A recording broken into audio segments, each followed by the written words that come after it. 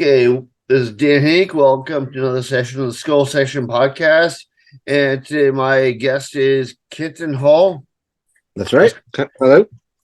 So, what's up, Kenton? So, tell me what's going on with you. That's a big question, isn't it? Well, at the Yeah. moment, yeah, everything's fine. I'm doing okay. Kids are fine. No, I mean the biggest thing. I work a lot in audio drama, and one of the biggest things we've been doing at the moment, we've just made an audio adaptation of London After Midnight, which is Okay. the lost Lon Chaney film from 1927. It burned up in a fire in 1965, which is a great way for a horror film to go. But it's If it's there's been one way, yeah, that's very yeah, horror film. Yeah. it's just to die in a mysterious fire is the only Yeah. way a horror film can go out. But the Lon Chaney image of the man in the beaver hat is like been so iconic, and people have been looking for this film for decades, and it's always the lost film that comes up, lost silent film that comes up when people are talking about it. And we decided that it's now in the public domain, and people were talking about it again. And we thought, well, let's see if we can't make a full cast audio out of a silent film, which has made some people laugh on the internet. It's like, how do you make an audio drama out of a silent film? Which is admittedly funny when you write it down like that, but it's not people really. love to be haters too. So Yeah, exactly. Everyone's always got to have something to say. But it's no different really than sort of converting a book to images on a screen. It's just a way of kind of trying to tap into what was iconic about it, what was scary about it, the storytelling, and try to find a way of doing that with audio. And we were lucky enough to get the actor Art Malik, which people probably know from like True Lies or Jewel in the Crown. He was just in the recent Little Mermaid, to play the Lon Chaney role, and got some great voice actors in there, and me. I adapted it with a colleague of mine, Lance Roger Axt, and directed it with another colleague of mine, Jack Bowman, and the three of us produced it. And yeah, we're just getting the word out in the world, in time for Halloween, that this audio adaptation exists, and that if you want to support sort of independent creators doing things on an ambitious scale, then come and see us. That's how can people see it? Like, what's it available to? Well, right now we're in pre-orders at the moment at londonaftermidnight.co.uk. And we're doing like a collector's edition vinyl of it. There's a double CD version, which includes the score, but people can also buy it digitally as well. The digital version will be releasing on the 25th of October, so that people have it in time to listen to in the spooky hours on Halloween. It's a good listen in the dark, I'm assured, by reviewers. What's it going to be like? Is it there's certain platforms on like Amazon? But right at the moment it's on. We're selling it through our shopfront on Bandcamp, but it will then be it will be broadcast on a network as called Fable and Folly, which does sci-fi and horror and fantasy. The first episode of that goes out on on Halloween on the 31st, as part of a show called Midnight Matinees, which Lance puts on, which is lots of spooky stories, spooky story every week. So there'll be. That sounds great. Yeah. It's really. I used to work more in film and in music, and I still do sometimes, but audio has been a kind of real eye opener over the last few years, because you get to work with some really great actors, because you only need them for a couple of days in the studio, so it's much easier to kind of get some like really, really great people into. You don't have to concentrate on the lighting and the costume. Yeah, like I said, I've made independent film and had the relevant nervous breakdowns to go with it of making indie film on a budget. And audio's just been great. But then the finished thing, I think some people think sort of radio and audio drama as some kind of like lesser form of TV and film, and it's a completely different medium.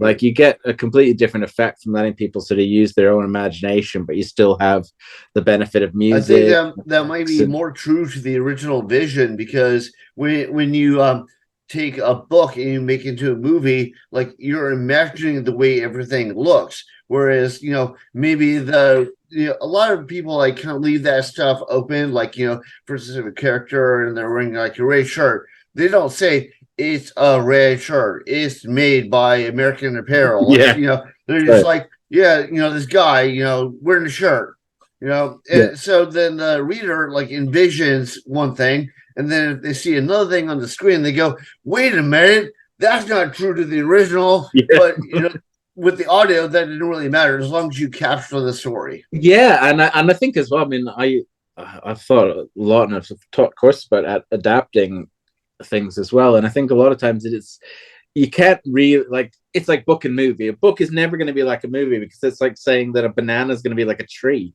They're Right. just completely different things, and they have different rules to them and different tools that they use to tell stories. What's essential is you get to the spirit at the core of the story, and that's what you got to respect. I mean, with London After Midnight, we had the original script from 1927, but other than that, there's like some still photographs, and so we had to take that original script and the photographs that exist and the reconstruction that they did using still photographs and kind of go, well, what's the core of this? Why do people still talk about this after like 80, 90 years? And why are people still interested in finding it? And so you have to kind of look up at like what is it that intrigues people about it and capture that. So we went back to the original script, but then we also thought about how do we make this story work in audio? How do we set a mood that's spooky? And it was a real joy to work, but it was hard. It was hard to like because you know that there is a fan base out there once you reach them that are invested in what this story should be, and you want to please them, but at the same time when you're writing something you can't think about that. You have Right, to of just course. you just have to tell the story the best way you know how and hope that your skills are up to scratch. And I think we've got something that I know that we're all really proud of, and the people that have heard it so far have been saying nothing but sort of positive things about it. So right now, like the whole energy is, well, let's get to the people who might be interested in it. We do have to sell the damn things. My children seem to want to eat every day. It's like fools. Let them starve. Yeah, good character building. Yeah, yeah, strong character building. Yeah. Yeah, no, I think with the audio versions, it's kind of like I know that like with books they tend to be like if you made it directly from the book into like a movie, it'd be like an X-rated movie, like American Psycho. They had to Yeah, absolutely. heavily edit that just to make it into a movie. Does that stuff come up in audio at all? I mean, it does. I mean, one of the this is one of the things is like sometimes there is visual information in an audio drama that you have to get the audience to know, but you have to find a way of hiding it in dialogue so that you don't have a lot of characters going, look at the house over there. It is 3 stories high and there are windows on the first 2 floors. You have to like any information that the audience needs to have. Some people, like I think a lot of people when they're starting out writing audio, they write a lot of sort of narration and they have people narrating what's going on. But the best audios I've found find a way of doing away with narration almost altogether and just having the characters speak to each other in a way that the audience is getting the visual information without realizing that they're getting it.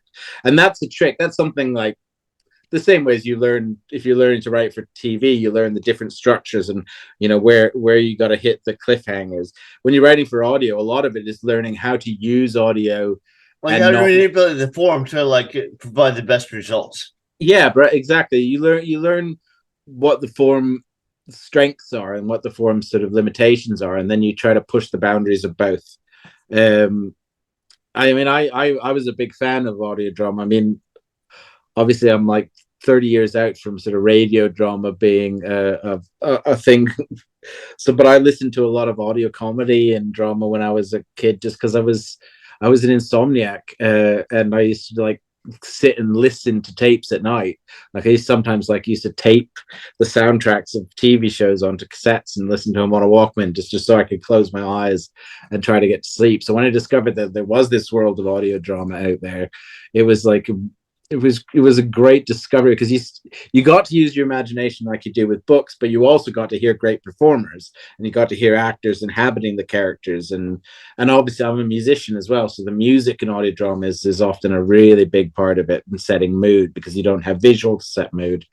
So all the things I'm interested in kind of like dovetail at audio drama. So it's been really great the last few years, sort of kind of making my living doing Well, that. So I think you can capture a lot more of the imagination. Like I'm a big fan of The Shadow, and I was Yeah. in like the early Shadow radio Oh, those dramas, great old and serials. Yeah. they're amazing. And then you watch like the film serials, they're not that good. But I mean, lower budget, and like you can't capture that creepy vibe with film, Yeah. especially in that day and age, you know. Yeah. But if you do it as like a radio drama, like, or I've heard like Lovecraft tales that like are done as a radio drama, it's like part of what makes Lovecraft so strong to a lot of people, including me, is like, you know, he talks about horror that you can't really picture. So when somebody tries to picture it, you know, it Yeah. kind of loses it. Absolutely. But if he's talking about it, you know, via audio, you know, it's the same thing as in book form, where it's like your imagination works tenfold. I mean, look how many sort of successful scary films have maintain their tension by keeping the villain or the creature or the monster out of sight for as long as possible to let the imagination fill in the gaps and bring the fear, because it's the unknown that we fear more than anything else. That's also a Lovecraft quote. Yeah. like the greatest horror or the greatest fear is the fear of the unknown. Right. I mean, well, there's another show that I've just done recently, which is just fundraising for its first series. It's called Twilight Meridian, which you can find on Indiegogo, and you can hear the first episode on Spotify and Apple and all the podcast places. But it's very much in the Lovecraftian sort of mode, mixed with sort of detective noir. So it's a real mashup, and I co-wrote that with a guy called Ryan Coral, who created the show. And so yeah, I trade in that area sometimes, but I do lots of different things. Like I've got stuff coming up that's more comedy based. I've got an audio musical that's going to be announced in the next couple of weeks that's tied to sci-fi as well. So it's I love it because I can do lots of different things in audio. But London After Midnight was like a big step forward because, you know, we got to work with people like Art Malik and Dan Starkey from Doctor Who, and Beth Eyre, who's like a great actor sort of in the audio sphere as well as TV, and just being with those people, because writing can be a very solitary pursuit. So actually getting to go out for this one and actually go to a studio in London and record it with all the actors in the room, which doesn't always happen. A lot of audio gets done remotely in home studios. I've got a home studios where I do most of my work, but we actually got to go and actually be across from each other on mics and actually perform together as a cast, which was really cool. That's probably more that's better, more interactive. It's like I know like one thing that a lot of people had trouble with, like with Star Wars, you know, prequels and stuff, is like everything's green screened. So it's like they're trying to act as stuff that's not really there. So it's, you know, kind of like trying to interact with the character that's not really there. You know, probably hurts connectivity and the flow and all that. Yeah, I mean, I mean, I think, you know, there's something in sort of being able to use your imagination when doing green screen stuff, but when it comes to interactions with other characters, being able to work opposite an actor, because I think as being an actor, it's like I don't 100% know what my performance is going to be until I see or hear what the other actors are doing, because I'm feeding off of them, and hopefully if I'm not screwing it up completely, they're feeding off of me as well. But I know I'm feeding off of them, and like they give you something you weren't expecting, and you good go with actors do feed off of each other, because that makes it more organic. That makes it like flow. It's not like stiff repetition of lines. Well, there was a moment in when we were recording London After Midnight where I'd written it and I still hadn't quite clicked once we'd cast Art that there was a scene where it was just him and me, and so we got movie star on one side of the room and Canadian ne'er-do-well on the other side of the room, and so we've got stands in front of us and we've got our lines on there. One great thing about audio is you don't have to memorize everything. And we're doing our part, and I looked up and he was across the room on another mic, and he had just moved across the mic and he was looking right at me, right in my eyes, and it was just that thing of, did you or did you not come to play? And I was like, right, you're right, sir, absolutely, I came to play, let's go. And it was one of the most exhilarating experiences acting I'd ever had, because he was just with you. It didn't matter that like he works with movie stars and I work in like audio drama. We were two actors in a scene, and man, did I raise my game. I had to, out of fear of nothing else. Like, you're just like, I got to come up to his level. I gotta give it everything and then some. And it's great. Like when I heard it back, it could just like oh, he made me better in that scene just by engaging with me and knowing how to engage with another actor. And yeah, it was fantastic. Yeah, So, but that's then kind of everyone in that cast was great. So yeah. I was just gonna say that's kind of like an old school trope. It's like everyone does that. Like yeah, if you want to be a better artist, you go work with other better artists. If you want to be like a better actor, you want to be in movies with better actors. yeah. You want to be a better musician, you be around other musicians. Speaking of which, what kind of music do you do?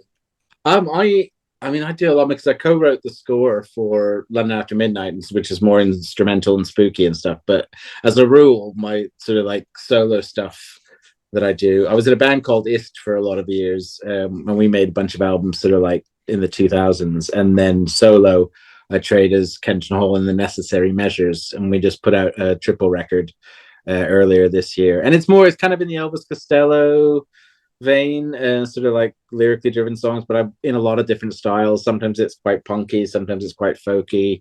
It just depends what mood I'm in, really. I've got ADHD of songwriting, as I can't focus on any one genre for any length of time or I get bored. Right. Well, I think the people like break out of boundaries do a lot more, and they're the more inspirational people. Even if at first they don't take off, like later on they're well respected. You know. Well, I kind of always had this thing where it's like you can work and get better at what you do. What level of talent anyone has is a mysterious thing and no one knows. But the craft you put in, you can learn your craft and get better. But getting successful is an accident always. Right. Doesn't matter how Oh, hard you yeah, work. totally. Yeah. Yeah, there's the people who have worked bloody hard and become very successful, and there's people who've worked bloody hard and just never cracked it. Right. That's all luck and being in the right place in the right time. So what all you can do to like not drive yourself crazy with worrying about that is to just make your idea of success your body of work. Right. And that your body of work should be continually getting better because you're constantly learning and keeping yourself open to learning. The people that kill me is they get a certain level of success and then all of a sudden they're like, I know everything there is to know about what I do. And I'm like, do you really? Right. And the key to getting good at anything is knowing how much you don't know and how much there still is to learn and how much better you could be, and constantly looking for the people that inspire you, but also looking for the people that inspire you that are coming up behind you and giving them that a help. 100%. Yeah.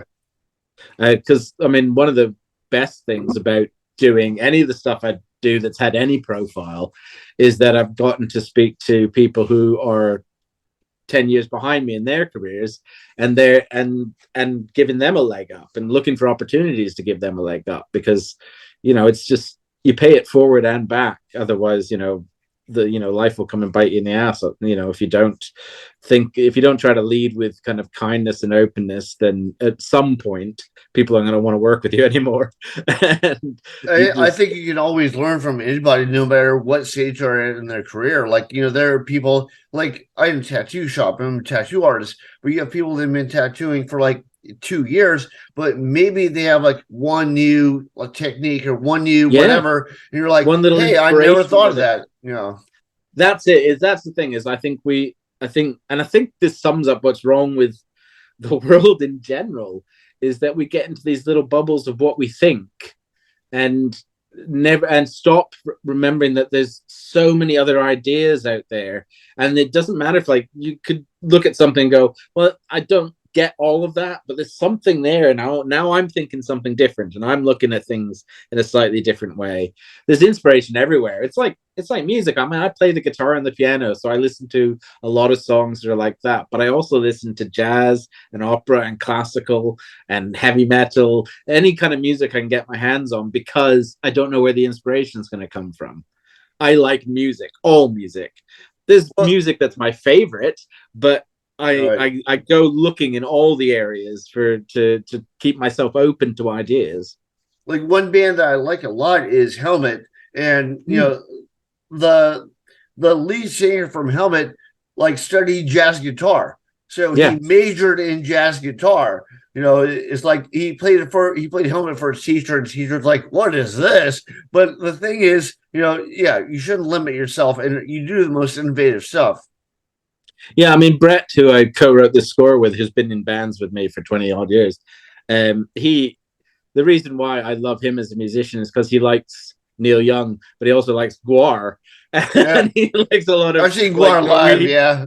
he likes like a lot of speed metal and stuff, and he'll introduce me to stuff that I never would have found in a million years without him throwing it at me. And I do the same for him. Like I'll pick some obscure Canadian artist that I've been following all my life, and I'll go listen to that. Right. And that exchange of ideas, it's one of the best parts about being in the arts when things are going, is that actually getting to go out and exchange ideas with people in a positive way. Because I think, I mean, and definitely like through the pandemic, and we became really solipsistic again, and our interactions were all online, and a lot of them on social media, where nuance of thought is lost almost immediately Right. in a quest to get sound bites and be as sarcastic as you can to other people. And I Well, I love think there's something working lost with when you're people. like isolated and you're just watching stuff on the screen. Like Yeah, I saw the Evil Dead musical. That was really. awesome. Yeah, that was Oh, cool. awesome. You Or should I know, say groovy? Yeah. and yeah, it was like they had a plane flying, so it was like they have like a plane on a wire like coming across the stage and stuff. Like it was kind of goofy, but it was like fun to see live. And if you see a band live, it's way more impressive. Like I've seen Helmet, I don't know how many times I've seen a bunch of bands live, like L7 I've seen like 10 times live. Oh wow, I love you know, Elson. GBH I've seen live. Like Yeah. all these bands I've seen live, and you get a whole different impression when you see them live. Yeah, it used to drive me crazy when I was like full-time musician, and like I'd be on tour, and you get bands with followings, and they get on stage and they just stand there and play the songs, and I'm like, what are you doing? Like, this is your opportunity to like connect with an audience. I mean, we put on, when I was in IS, we put on a show. It was considering we had no stage budget and no resources, we put on a show because I was also, I mean, I have bipolar disorder and I wasn't on my meds at the time, so there was a whole different show going on as well. But it was entertaining for the audience at very least, because that's your opportunity to connect. Yeah. This is what I always say about all art is like There you are go to see. bands, sorry to interrupt you, but No, their not at bands all. sound way better live. Like I didn't know how good they were, and then I saw them live. I'm like, holy shit! Somebody failed. Like for instance, Jesus Lizard. I'm a big fan of Jesus Lizard, and I Okay. remember I saw Jesus Lizard live, and I was like, holy shit, they are so good. Like the guitars are syncopated. They're just loud enough. Like it all makes sense, and every time that they try and capture it, on CD or vinyl or whatever, it doesn't have the fury it does live. Yeah, it's always tough in the studio to capture. Like having played in bands, this still is nothing like, if particularly in a band where we all know each other, and we know how to respond to each other's cues and stuff. It is an extraordinary experience to be in a band with people who are following you and you're following them, and together you're making quite a joyful noise. Yeah, no, I mean, that's the thing. I came back to music this year after having a lot of years where wasn't really writing songs because I was doing film and stuff. And yeah, I immediately made a triple album because I just clearly had songs bubbling up that had been waiting in the wings to come out. So yeah, but again, it's the thing. It's like I do music, I do sort of script writing, I act, direct things, and to me, it's all really the same job.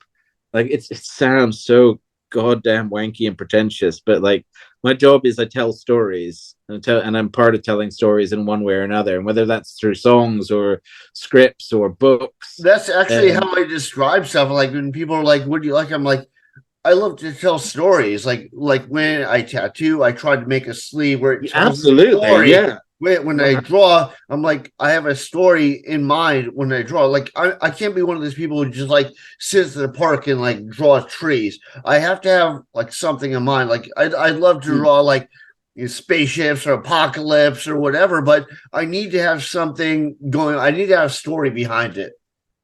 Yeah, no, it's true. I mean, I always used to worry when I was younger that I was constantly blowing up my life to get another album out of it, to create drama so that I can write about things. But the more, the longer I've been a writer, the more it's like I'm inspired by like everything I'm seeing and doing and all the people that I engage with. Like, just life is so big and goddamn weird. Like, how Yeah, can you not want to like capture bits of it and write it down? I Because don't I know think if the you feel purpose of like art. this. I don't know if you feel like this, but I like I'm 50, and when I remember when I wrote my first novel, it's horrible. Don't read it. Nobody should read it. But I wrote it in fifth grade. It was like giant robots and monsters in space and stuff. But it's like I remember I was like, how am I going to come up with ideas and how am I going to have all these references? But now it's like I have more than I could possibly expel. Yeah, no, it's true. I every time I finish writing something, I think, well, that's it. I'm done. I've run out of anything, and then something starts itching away at the back of my brain, or someone will suggest something and go, "Have you thought about?" And I'll go, "Yes, I suddenly have Right. 25 ideas for that." And it's just, I think some people are just wired that way. That's how we process the universe, and then it's about actually learning the craft to be able to present that in a form that's acceptable to other humans. Right. But I think like but I think like all art really is a conversation. Like, you go to see a film, for instance, you're having a conversation with the people that made the film. They're telling their story, and you brought your story to the cinema. It's like you hear a love song on the radio, you don't think about the singer's girlfriend or the singer's boyfriend. You think No, about no, whoever you're right. you Yeah. think about whoever's in your life. So you brought your life to the party, and it changes the shape of the art. It changes what it means. I think horror is a really good example because, like, I think people who love horror gravitate towards the horror that scares them, the things they're scared of. And there are certain universal things that we're scared of, it seems, as human beings. But then sometimes there's little personal things that just they get the knife in and like really hit you where you live.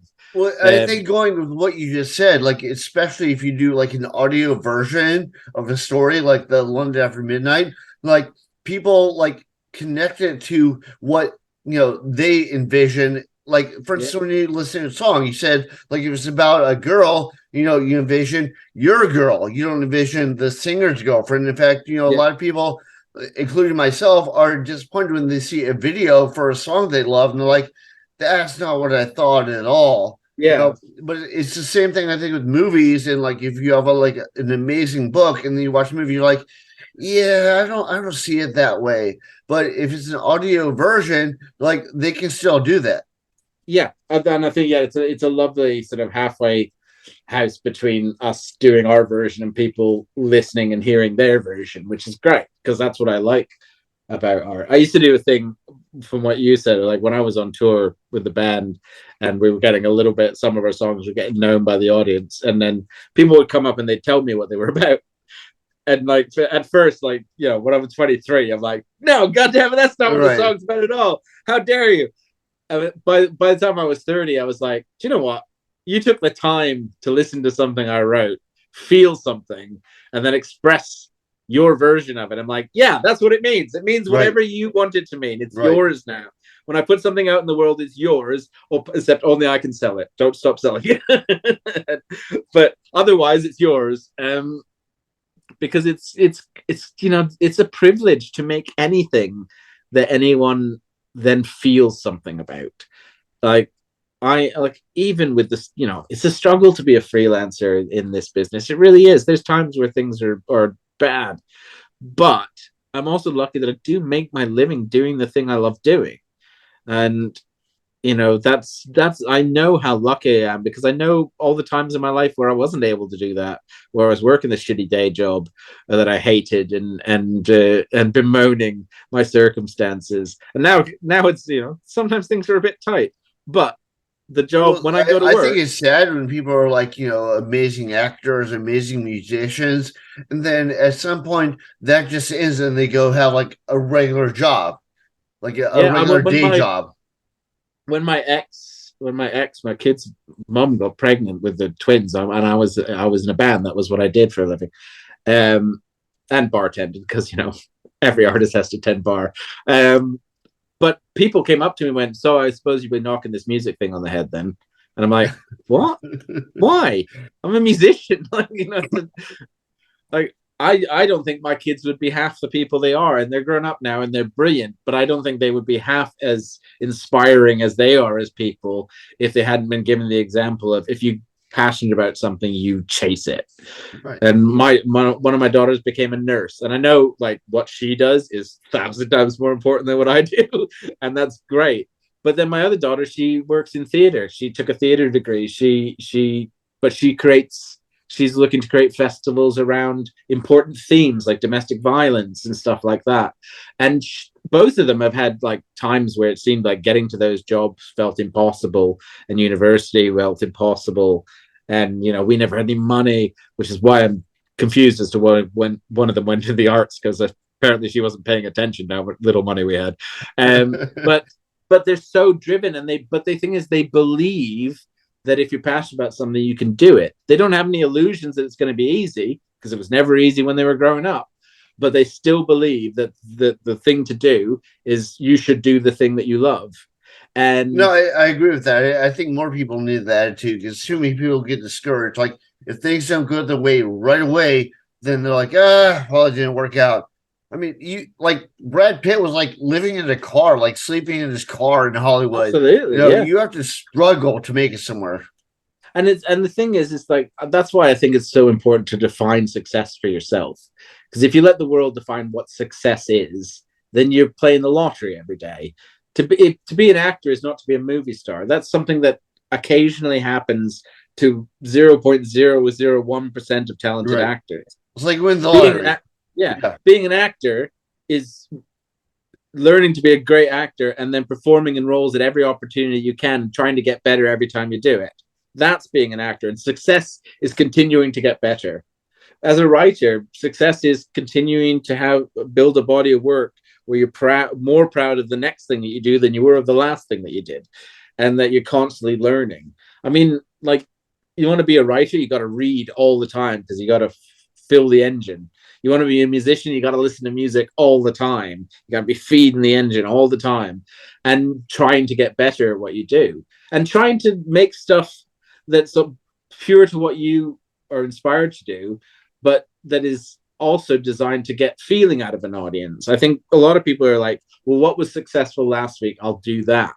Right. And every time you do that, you're just making a pale photocopy, I'm showing my age, a pale Xerox of something that came before. You're never going to be happy with what you do, and it's not going to be successful because it's just something that's come before, or at least your success won't last.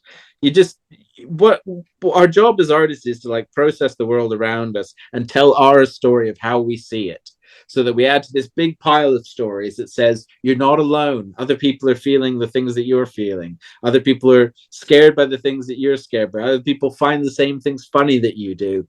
Because when we find a band or a show or a movie that it becomes our favorite thing and we kind of clutch it close to our hearts, the reason we do that is because it made us feel like we weren't alone in the universe, that there were other people that thought the way we did and felt the way we did. Right. Exactly. Yeah.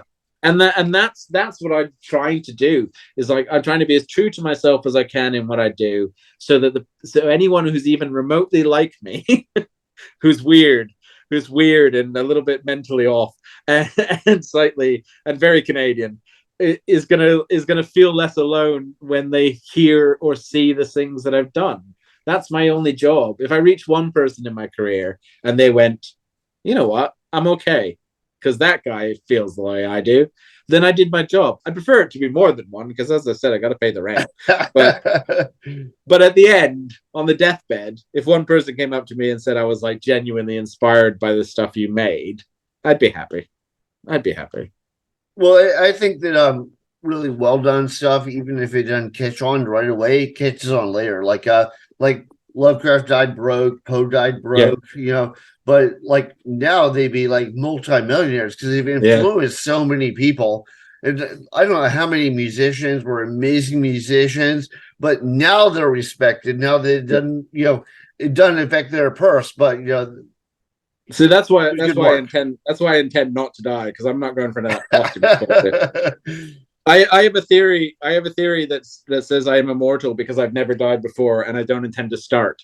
So Oh, people go, sounds, but everybody dies. I'm like, yeah, but I haven't. Why would yeah, I yeah, start now? yeah. I've never died my whole life. 47 years I've been in this planet, never died once. Why am I suddenly going to take it up now? I don't need a new hobby. Well, we Therefore, I'm might be in the immortal. Matrix, so it might be like nobody Yeah, it'll be dies. fine. It'll be fine. All right, man. So, how can people get a hold of you? How can they see your other projects? Oh yeah, I'm pretty easy to find on the internet. I'm called Kenton Hall. There's me and there's a building. Those are the two. They're going. But yeah, I'm on Twitter or X or Elon's Folly or whatever the fuck it's called now. Elon's Wally. I've never heard it called that. It's at Kenton Hall. I'm on Facebook. I'm on because I'm old. I'm on Threads. I'm on Blue Sky.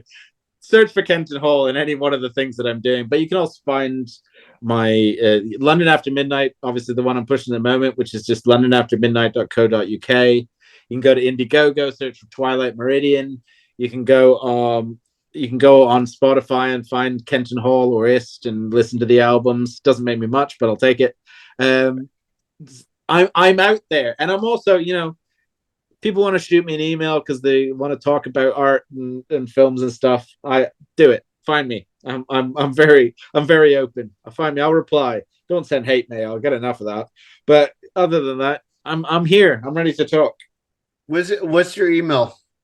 KentonHallMusic@gmail.com.